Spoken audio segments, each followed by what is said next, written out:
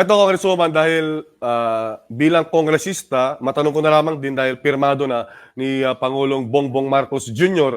yung 2024 National Budget o yung General Appropriations Act. Bagamat may kontrobersya dahil nga doon sa unprogrammed funds na umano ay tumaas sa BICAM ng almost 500 billion. Sa tingin nyo, fair enough o wala namang dapat ikabahala yung naturang unprogrammed funds or allocation, appropriations, Congresswoman Rida? Para sa akin po, walang dapat ikabahala kasi dapat ibigay po natin ang tiwala sa ating gobyerno. At higit sa lahat, meron naman po mga plano kung saan gusto nang magkaroon ng ligasya ang ating Pangulong Bongbong Marcos. Kasama po ang ating Speaker of the House dito at kasama po ang ating mga mambabatas.